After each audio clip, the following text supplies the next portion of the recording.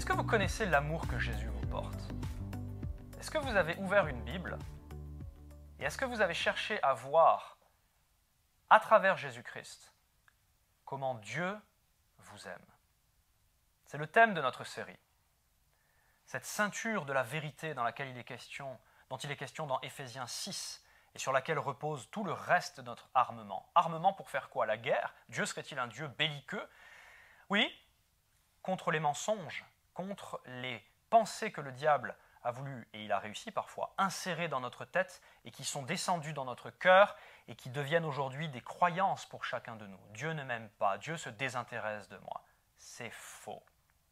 Mais si c'est profondément ancré à l'intérieur de vous, alors il n'y a qu'une seule chose d'après la Bible qui puisse renverser ces murs de mensonges, ces forteresses qui vous emprisonnent, c'est la vérité qui se trouve dans la parole de Dieu.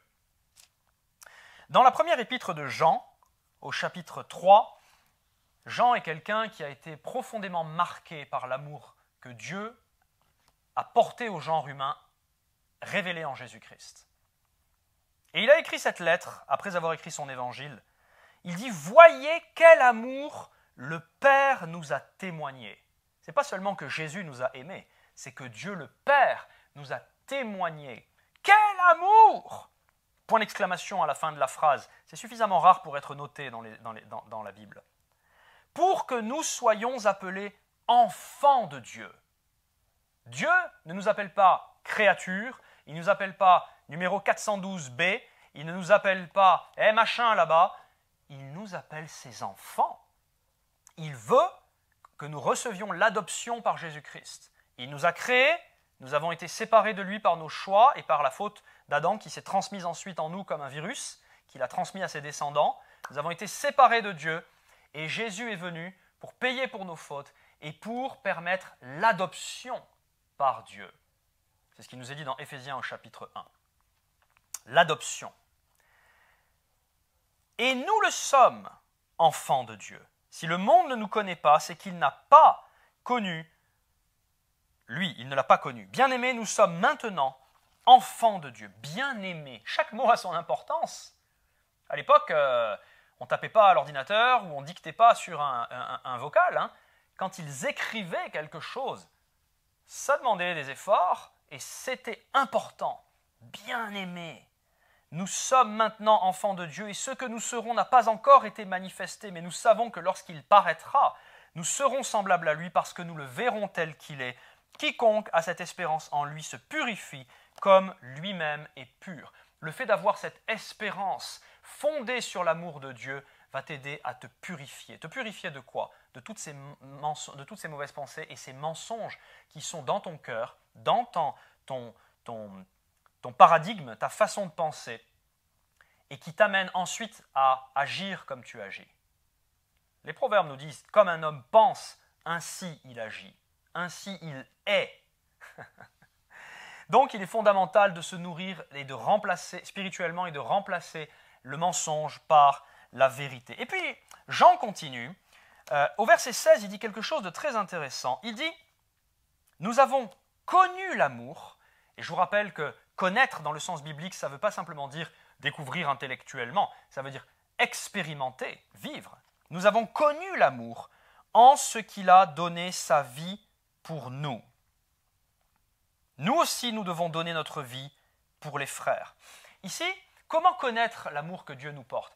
Eh bien, Jean nous dit il y a une chose qui est fondamentale, c'est de contempler, de réfléchir, de méditer, de lire, de penser, de s'approprier le sacrifice de Jésus à la croix pour nous.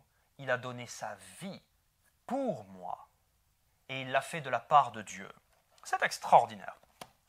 Au chapitre 4, verset 7 et suivant, il est dit « Bien-aimés, aimons-nous les uns les autres, car l'amour est de Dieu et quiconque aime est né de Dieu et connaît Dieu. Celui qui n'aime pas n'a pas connu Dieu, car Dieu est amour. » Très important ce qu'il dit ici. Dieu est amour. Si tu connais Dieu, alors tu rencontres le véritable amour.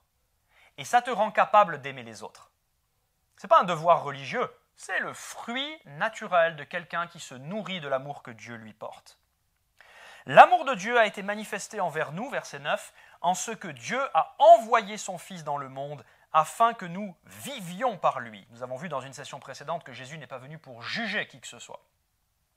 Et cet amour consiste non point en ce que nous avons aimé Dieu, ça c'était le cas d'aucun d'entre nous, mais en ce qu'il nous a aimés et a envoyé son Fils comme victime expiatoire pour nos péchés. Bien-aimés, si Dieu nous a ainsi aimés, nous devons aussi nous aimer les uns les autres.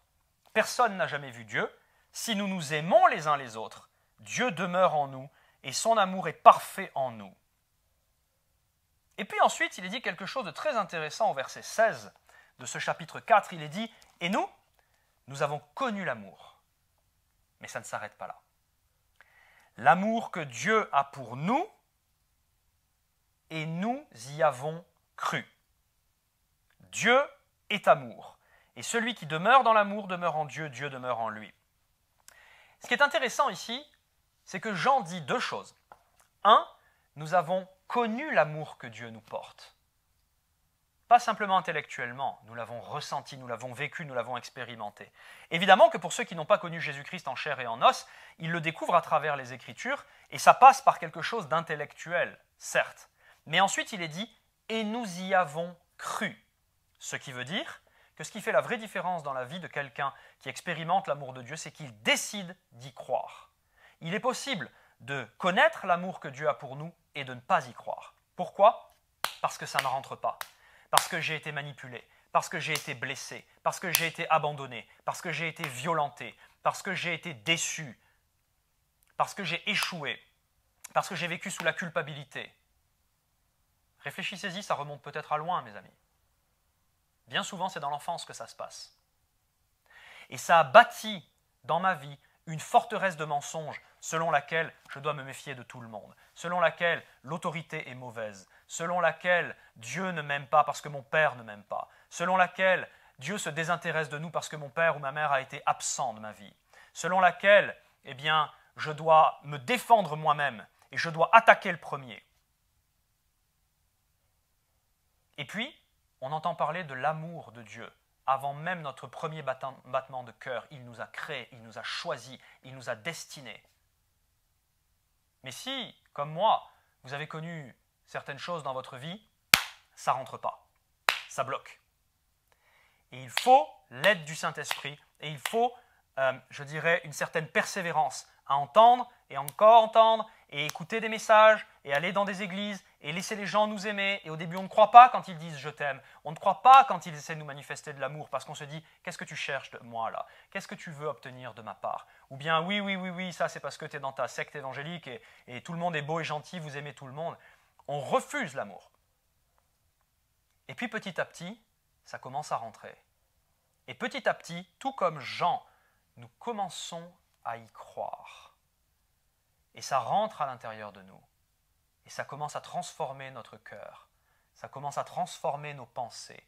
Cette vérité de l'amour que Dieu nous porte individuellement commence à prendre attache autour de nous comme une ceinture d'un soldat romain bien armé, une machine à tuer. Tuer quoi? Tuer, à tuer qui? À tuer quoi? Les forteresses, les raisonnements, les pensées mauvaises, les mensonges sur lesquels nous nous sommes bâtis au fur et à mesure de notre vie. Mes amis, nous avons vu beaucoup de versets dans cette série. Ici, il nous est dit, et je termine avec ça, mais je veux vous inviter à les relire. Tel il est, tel nous sommes aussi dans ce monde. C'est en cela que l'amour est parfait, c'est-à-dire complètement mature, pleinement accompli, en nous, afin que nous ayons de l'assurance au jour du jugement. La crainte, écoutez bien, n'est pas dans l'amour, mais l'amour parfait, celui que Dieu nous porte, chasse la crainte, bannit la crainte. Parce que la crainte suppose un châtiment. Celui qui craint n'est pas parfait dans l'amour. Pour nous, nous l'aimons parce qu'il nous a aimés le premier. J'espère qu'à travers cette série, vous allez, que vous pouvez la réécouter encore et encore, la partager autour de vous, et vous allez petit à petit comprendre à quel point Dieu vous aime, et que cet amour qui est parfait va chasser la peur de votre cœur. Parce qu'à la racine de toute cette dureté, de toute cette colère, il y a la peur. Cet amour chasse la peur. Et quelqu'un qui n'a pas peur est quelqu'un de fort dans la vie. Dieu vous bénisse. Je vous souhaite vraiment de méditer sur ces choses et une pleine révélation de la grâce de Dieu. Je vous dis à très bientôt.